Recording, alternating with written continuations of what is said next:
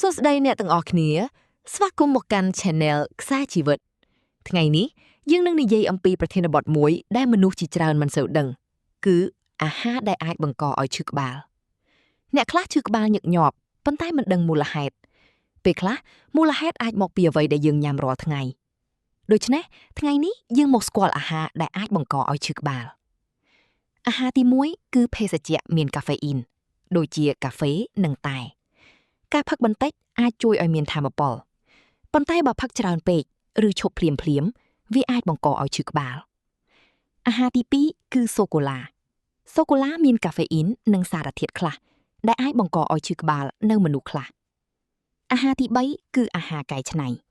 ដូចជាសាច់ក្រកហែមនិងអាហារកំប៉ុងអាហារទាំងនេះមានសារធាតុបន្ថែមដូចជា nitrate ដែលអាចបង្កឲ្យឈឺក្បាលអាហារទី4គឺអាហារស្ករខ្ពស់ដូចជានំនិងភេសជ្ជៈផ្អែមស្ករអាចធ្វើឲ្យថាមពលឡើងលឿន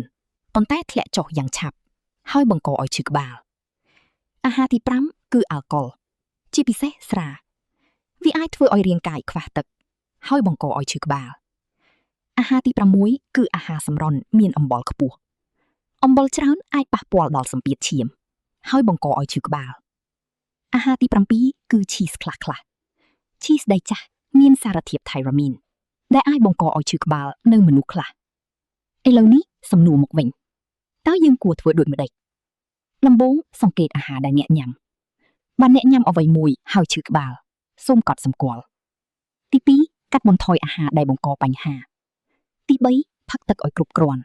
ព្រោះការខ្វះទឹកក៏អាចបង្កឲ្យឈឺក្បាលទី4គេងឲ្យគ្រប់និងគ្រប់គ្រង stress បើអ្នកឈឺក្បាលញឹកញាប់ឬមានអាការៈខ្លាំងសូមទៅពិគ្រោះជាមួយគ្រូពេទ្យសរុបវិញអាហារខ្លះអាចបង្កឲ្យឈឺក្បាលបើយើងយល់និងប្រុងប្រយ័ត្នយើងអាចកាត់បន្ថយបញ្ហានេះបានបើអ្នកចូលចិត្តវីដេអូនេះកុំភ្លេច like share និង subscribe channel ខ្សែជីវិតសូមអរគុណ